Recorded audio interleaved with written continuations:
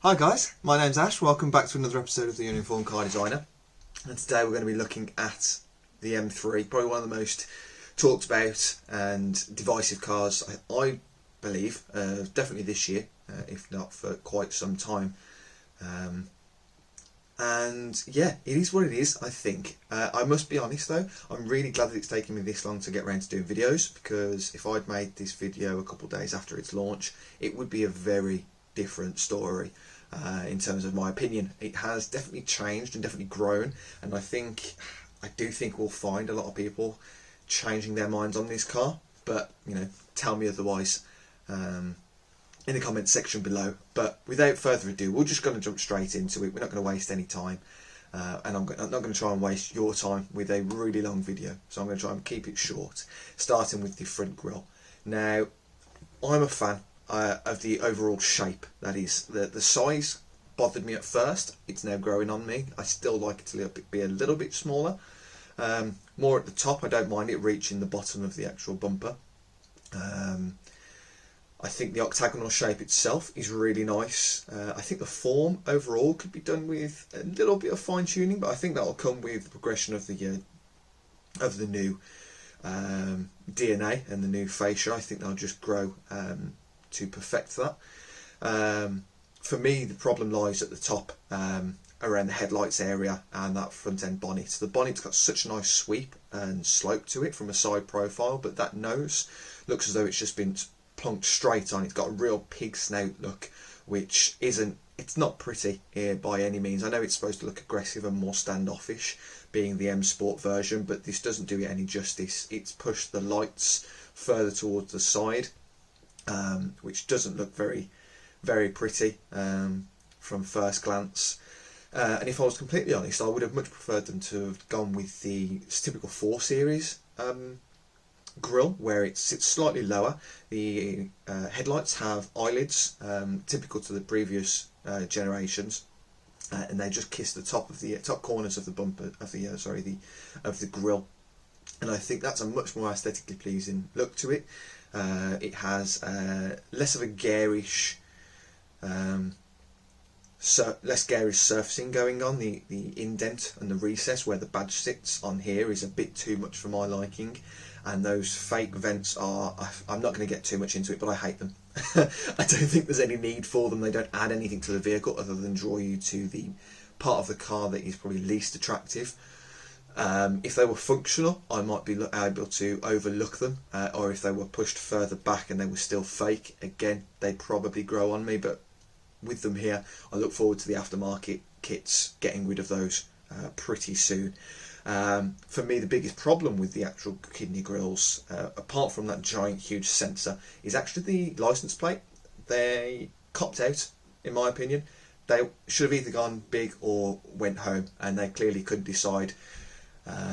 And they figured that putting the license plate right in the middle would have probably saved them a lot of headache from people who weren't a fan. But at the end of the day, when you're creating a car that looks like this, you're going to have people that don't like it anyway. So I think it would have been better to just move the license plate to the side of the vehicle and have done with it, and just let people get over it.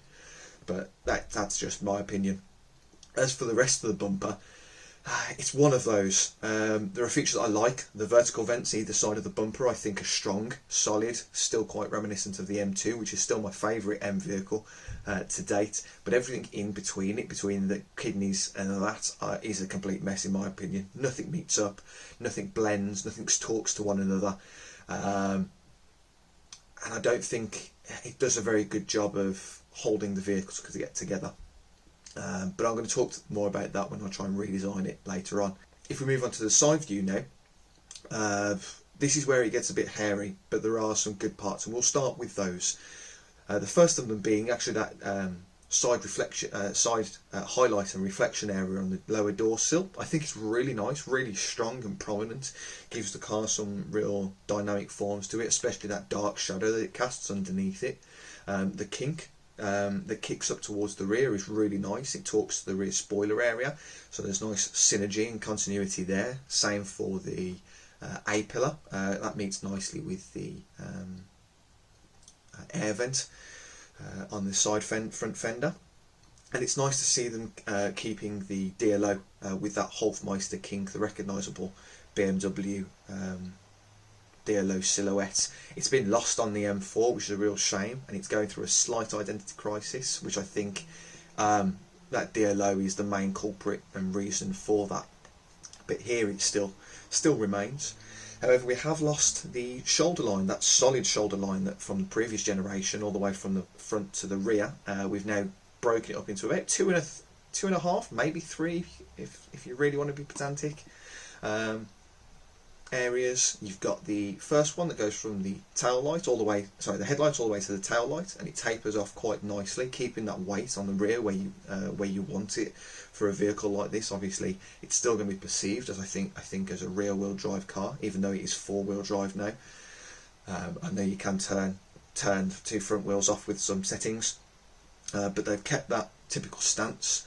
You've now got that middle shoulder line, which I think, again, those two together work nicely to create a nice undulating form, keeps it dynamic and flowing. But the problem is, and I'm going to keep this brief because this is where I've raged on previous videos, is that rear bumper / shoulder area. Now this is, I'm going to try and be both delicate but as blunt as possible. It's disrespectful to anyone who is design inclined.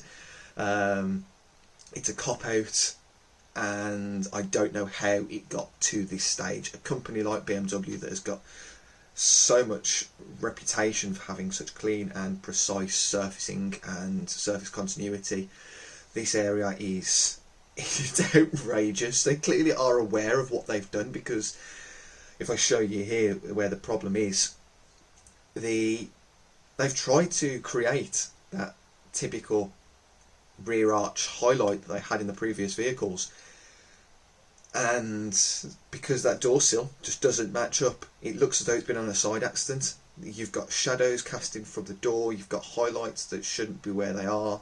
I understand you needed a wide wheel arch, but just take the hit, pay for the manufacturing to create that new rear door card, and I can guarantee they could have passed that price onto the buyer, and no one would have bat an eyelid.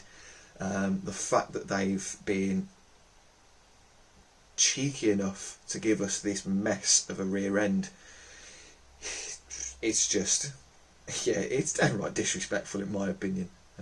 But we move on to an area where we can breathe. This rear end, I think, is perfect. There isn't a single thing on here that I would change. You've got continuity, synergy, everything's complementary to each other. Those rear nice cut-ins either side of the bumper that house the reflectors are really nice. They speak to the front vents on the front bumper, which is nice to see. They house the rear diffuser very nicely. Again, they're very cohesive. It's got BMW flair, but it's kept it controlled and precise. And again, it almost looks like someone completely different has designed the rear end to who designed the front and the side view. But the person who designed this rear needs a medal. The features are beautiful. Yeah, if I was being really picky, and it would be hugely contradictory to what I've said in the rest of the video, I'd actually like to see a little bit more detail in that rear diffuser.